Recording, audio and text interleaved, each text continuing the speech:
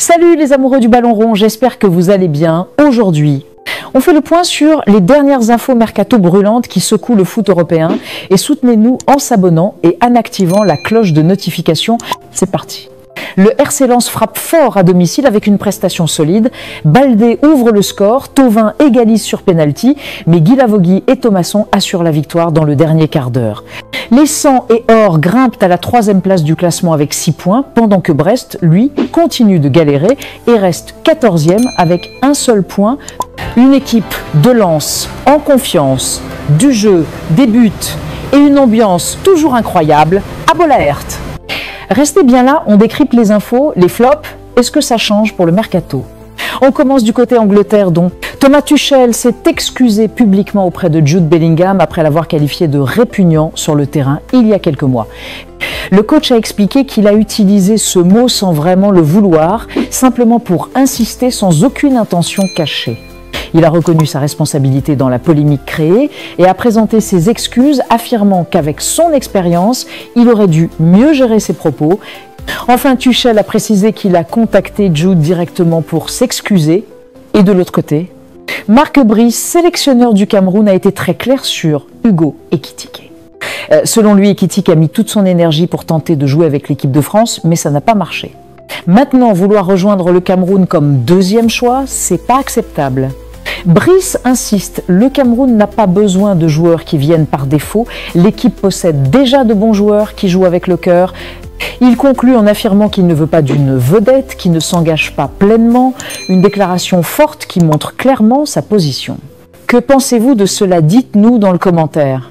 Et du côté Arabie Saoudite, Al Nasser aurait proposé un échange à Al Ittihad. Le deal, Otavio contre N'Golo Kanté. Les deux clubs discutent d'un possible échange direct entre les deux milieux de terrain, chacun étant un cadre de son équipe respective. Otavio plaît beaucoup à Al Ittihad pendant que Kanté est ciblé par Al Nasser pour renforcer son entrejeu. Source, Al Tamimi. Affaire à suivre de très près. Que pensez-vous de cela? Dites-nous dans le commentaire.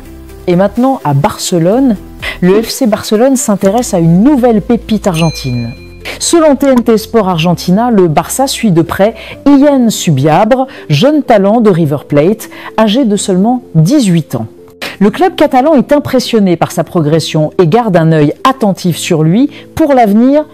Sa clause libératoire est fixée à 25 millions d'euros, ce qui reste abordable pour un potentiel gros talent.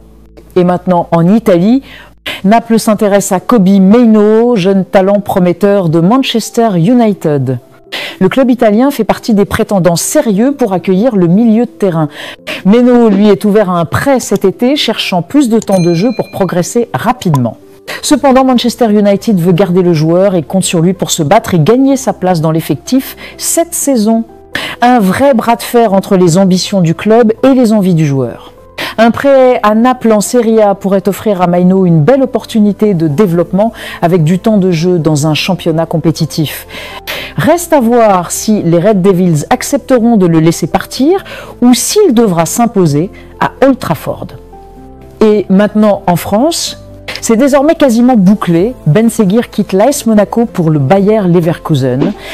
Un accord total a été trouvé entre les deux clubs, 35 millions d'euros d'indemnité plus un pourcentage à la revente pour Monaco.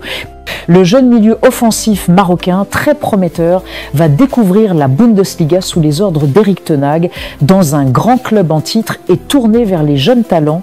Un transfert logique pour Ben Seguir qui va franchir un cap en Europe tout en rapportant une belle somme à Monaco. Très gros coup du Bayer. Et de l'autre côté, Ahmed Junior Traoré est officiellement prêté à l'Olympique de Marseille. Le milieu offensif ivoirien de 25 ans arrive en provenance de l'AFC Bournemouth avec une option d'achat prévue à la fin du prêt. Traoré, connu pour sa capacité à créer des occasions et son dynamisme au milieu, vient renforcer le secteur offensif marseillais. Cette arrivée s'inscrit dans la stratégie de l'OM pour se renforcer cet été et viser de meilleurs résultats. Reste à voir comment il s'adaptera au style de jeu de l'équipe et s'il pourra rapidement s'imposer sous ses nouvelles couleurs. Un transfert qui pourrait s'avérer important pour le club et le joueur. Que pensez-vous de cela? Dites-nous dans le commentaire. Et d'autre côté, Emerson est annoncé tout proche de rejoindre l'Olympique de Marseille pour renforcer le couloir gauche. Mais ce n'est pas tout, le club phocéen envisagerait aussi un coup plus audacieux pour ce même poste avec une piste moins attendue en cours d'étude. L'OM veut clairement solidifier ce secteur crucial pour la saison à venir entre stabilité défensive et apport offensif. On reste attentif à la suite de ce dossier qui pourrait bien réserver des surprises. Que pensez-vous de cela? Dites-nous dans le commentaire. Et de l'autre côté, c'est maintenant officiel qui joue. West Ham s'offre Sungutu Magassa en provenance de l'AS Monaco. Le jeune milieu de terrain français rejoint les Hammers pour environ 14 millions de livres, plus 3 millions de bonus. Un transfert estimé à près de 20 millions d'euros, preuve que le club londonien croit fort en son potentiel. Magassa, polyvalent, capable de jouer en sentinelle ou en défense centrale, apporte jeunesse, puissance et marge de progression. Il s'engage sur le long terme et incarne clairement un pari d'avenir pour le club. Bonne pioche pour West Ham, à suivre de près cette saison. Et du côté Allemagne, Chelsea et le Bayern Munich sont sur le point de finaliser un accord pour le transfert de Nicolas Jackson. L'attaquant va être prêté au club allemand pour un montant de 10 millions de livres sterling avec une obligation d'achat prévue dans le contrat. Les détails exacts du transfert sont encore en discussion, mais tout porte à croire que Jackson viendra renforcer l'attaque du Bayern en tant que remplaçant et partenaire potentiel d'Harry Kane. Par ailleurs, le Bayern s'intéresse aussi à un autre jeune talent de Chelsea, Tyrick George, ce qui montre leur volonté de miser sur la jeunesse pour l'avenir. On suit ça de près car ce transfert pourrait vraiment changer la donne pour le Bayern cette saison. Que pensez-vous de cela? Dites-nous dans le commentaire. Et maintenant en Angleterre, Chelsea relance le dossier Fermin Lopez. Le club londonien a récemment contacté une nouvelle fois les agents du jeune milieu espagnol, montrant un réel intérêt pour le joueur.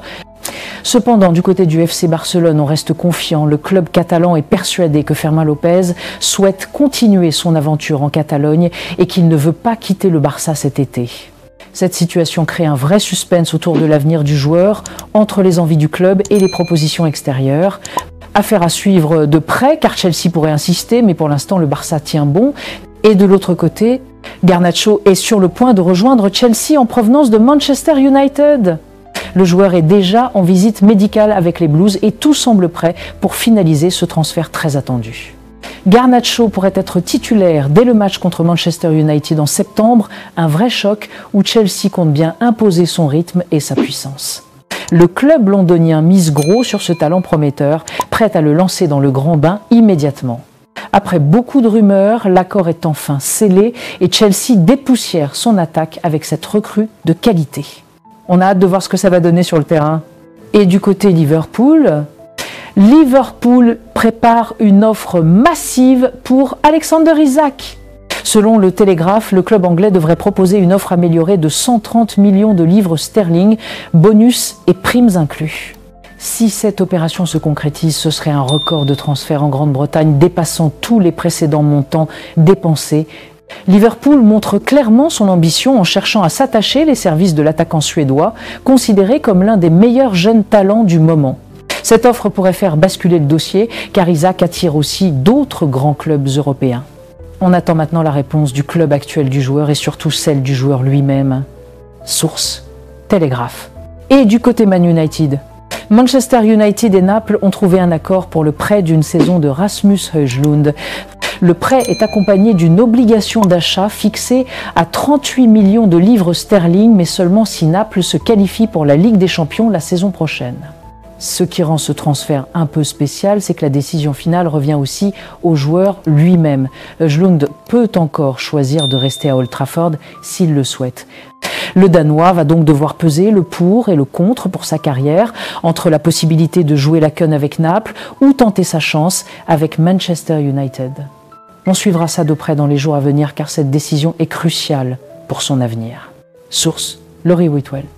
Et c'est tout pour aujourd'hui. N'oubliez pas de vous abonner et d'activer la cloche de notification pour ne rien rater de nos prochaines vidéos. Bye bye bye.